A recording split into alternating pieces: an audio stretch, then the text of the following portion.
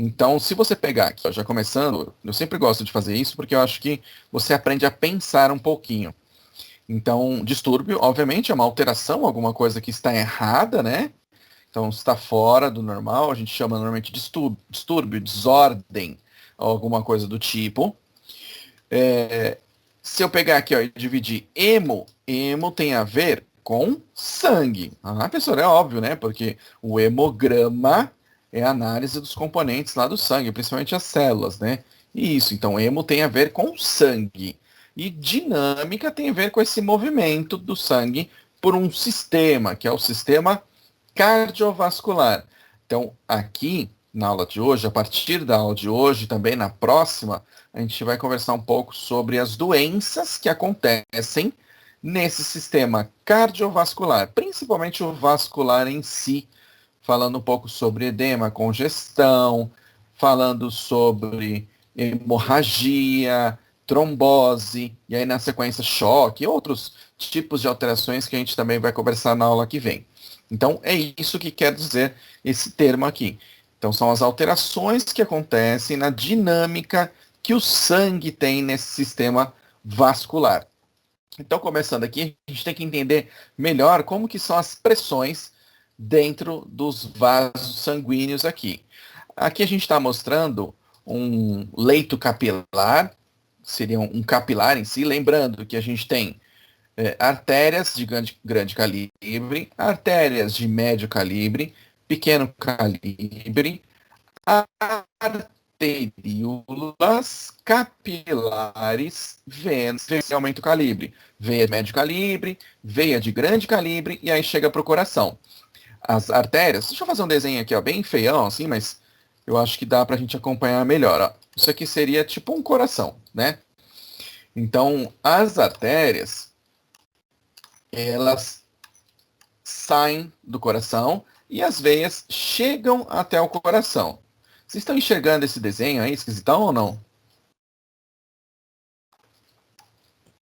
Sim. Então, ó, eu vou colocar aqui a artéria e o Azinho, um O, é de artéria aorta. Então, vou colocar um pontinho aqui e um pontinho aqui. Então, está saindo do ventrículo esquerdo, a artéria aorta. Ah, professor, por que você está escrevendo aqui essa artéria aorta? Porque, assim, no coração a gente tem essa divisão aqui, ó, de ventrículo esquerdo e átrio esquerdo, ventrículo direito e átrio direito. Então, desse lado aqui, ó, seria o lado esquerdo do meu coração e esse aqui seria o lado direito do coração. Aqui, o átrio esquerdo e aqui o ventrículo esquerdo. Aqui o átrio direito e aqui o ventrículo direito. Então, o sangue ele passa nesse sentido, né? Do átrio para o ventrículo e depois vai aqui para a artéria aorta, nesse caso, que o sangue vai ser bombeado por todo o nosso organismo. E aí ele vai passando lá nos capilares, tal, que é isso que está representando aqui, ó, nessa imagem aqui, ó. Está representando um capilar. O capilar, ele passa entre as células. E aí dentro dos capilares, dos vasos sanguíneos mesmo em si, eu tenho uma pressão que vem de dentro do vaso sanguíneo para fora. Essa pressão a gente chama de hidrostática. Hidro vem de água, né? Então é a força que a água que tem aqui dentro ó, faz para fora do vaso sanguíneo. Ao mesmo tempo que eu tenho essa pressão aqui, ó, que vai para fora, então lembre-se disso, ó, pressão hidrostática é a pressão que faz de dentro do vaso para fora. Então, ao mesmo tempo que eu tenho essa pressão aqui, eu tenho uma outra pressão, que é a pressão que é exercida por diversas proteínas que estão aqui presentes no nosso sangue, no nosso plasma. Então, a gente chama aqui de pressão osmótica ou coloidosmótica do sangue, do plasma. Então elas tendem a ficar próximas do equilíbrio, digamos assim. Então eu tenho ó, duas setinhas para cá, ó, saindo, vai, e eu tenho aqui mais ou menos duas setinhas para cá entrando. Então a pressão é muito próxima. Eu não tenho tanta perda de líquido para cá, também não tem tanta entrada de líquido pela pressão exercida pelas proteínas. Então, aqui, o que a gente está querendo dizer é que isso tende a estar em equilíbrio para que não sobre muito líquido onde? Aqui, ó, nessa parte externa aqui, que é o líquido intersticial ou interstício, ou seja, entre as células, né? É a parte que fica entre as células. A ideia é que não tenha muita água saindo. Se eu tirar muita água do sangue aqui, ou água com proteína, ou seja lá o que for, né, que está saindo do sangue, eu vou alterar esse equilíbrio que eu tenho aqui, do que está saindo para o que está entrando. E aí eu vou apresentar o quê? Começar a apresentar um distúrbio na dinâmica do sangue, na quantidade de líquidos, de proteínas e tudo mais. Além do sistema aqui que a gente está falando bastante, que é o cardiovascular, então representado aqui com um capilar, por exemplo, eu tenho também um outro sistema, que é o sistema linfático. O sistema linfático, além de circular em células de defesa e tudo mais, ele tem uma função bastante importante, que é drenar, eu vou tentar escrever aqui, ó, H2O, drenar a água, tá, que está presente aqui no interstício, ou seja, fora do vaso sanguíneo, entre as células. E aí essa água ela é drenada aqui, ó, para o sistema linfático. Se essa drenagem não for boa, se eu não tiver um sistema linfático funcionando adequadamente, se tiver ocluído, se o músculo não comprimir adequadamente esses vasos linfáticos aqui, essa água pode se acumular aqui, porque a força de saída ela é um pouquinho ainda maior do que essa força de entrada aqui no vaso sanguíneo, no capilar. Então sempre sobra um pouquinho de água aqui, ó. Que essa água restante que sobra aqui está sendo drenada por quem? Olha a setinha aqui, ó. Está sendo drenada pelo sistema linfático. Então ele também é muito importante para que a gente não tenha esse acúmulo de água aqui. Já adiantando para vocês, se sair muita água aqui, ó, do vaso sanguíneo e ficar acumulado aqui, a gente tem um tipo de problema que é chamado de edema, tá? Então, vou colocar aqui, ó, tá? É difícil pra caramba escrever com o mouse. A gente vai ter edema se ficar líquido acumulado aqui, ó, no interstício. Então, já citando aí uma doença, por exemplo, a filariose ou filaríase, que é causada por um parasita, ele fica dentro dos vasos linfáticos e ele tampa aqui, ó. E o vaso linfático não consegue drenar esse líquido que fica aqui. E aí acaba sobrando mais líquido, formando o que a gente chama de edema. A gente vai conversar hoje mais sobre edema também, e aí eu vou dar alguns outros exemplos. Mas já é importante vocês irem pensando, né? Quando eu tenho um acidente, sofri um acidente, bati a cabeça, bati a mão, seja lá o que for, fica inchado, não fica, professor? Fica inchado. O que é isso? Isso é um edema. Então, todo mundo já teve um edema. Mas, normalmente, esse edema, ele é localizado. Ele não é um edema sistêmico. Sistêmico é aquele que a pessoa fica inteira inchada, fica cheia de líquido fora do vaso sanguíneo e fica acumulado. E aí o sistema linfático, obviamente, não dá conta. Tem algumas pessoas que tiveram, por exemplo, cirurgias e acabaram removendo parte do sistema linfático. Por exemplo, mastectomia, que é a remoção da mama, da glândula mamária, quem teve algum tipo de câncer ou alguma coisa nesse sentido. E aí esse sistema linfático, parte, acaba sendo perdido. E aí ele não consegue fazer o quê? Auxiliar na remoção de líquido que está em excesso aqui, também forma edema no membro, por exemplo, superior esquerdo, na mão esquerda, ou braço esquerdo, digamos que tenha removido a mama do lado esquerdo. Então isso pode acontecer, não só em filariose, né, que a gente citou aí, mas em outros motivos específicos, quando tem insuficiência cardíaca, entre outros exemplos aí que a gente vai citar ao longo da aula de hoje, por exemplo, tá bom? Então, isso tem que ficar em equilíbrio. Se não ficar em equilíbrio, muito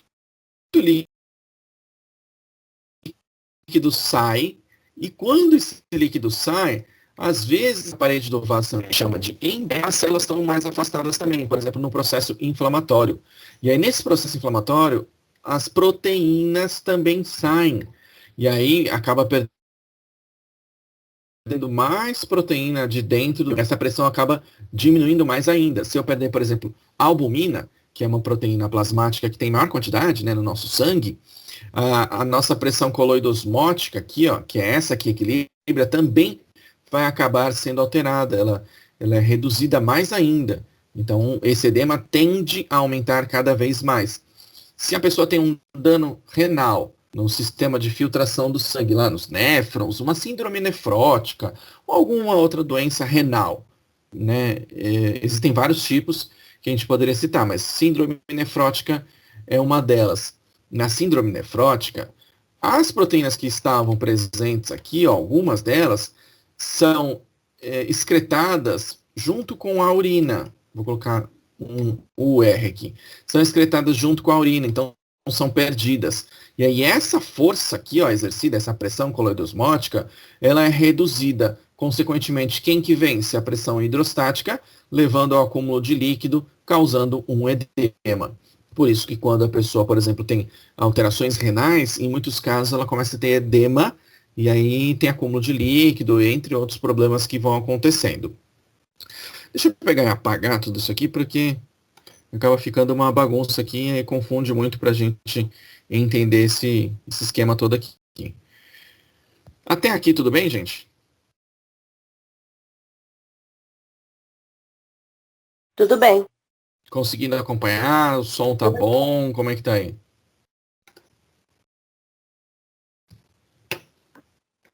Professor? Tô te ouvindo, pode falar. No caso, se a pressão hidrostática aumenta, tem um acúmulo de líquido e isso gera o edema. Aí isso gera, no caso, a pressão coloidosmótica baixa. Não, o que você tá falando é se sair também proteína, tá? O que acontece é, se a pressão hidrostática for maior, sai água. Tudo bem? Basicamente água, porque o que consegue passar aqui, ó, na parede do endotélio normal é água.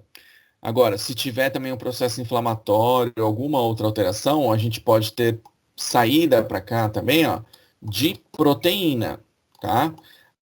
Aí a proteína que estava no sangue também está saindo. Se a proteína do sangue também sair, essa pressão diminui também. Então, quem acaba vencendo? Pressão hidrostática, então acumula água aqui. Ok? Isso acontece, por exemplo, num processo inflamatório.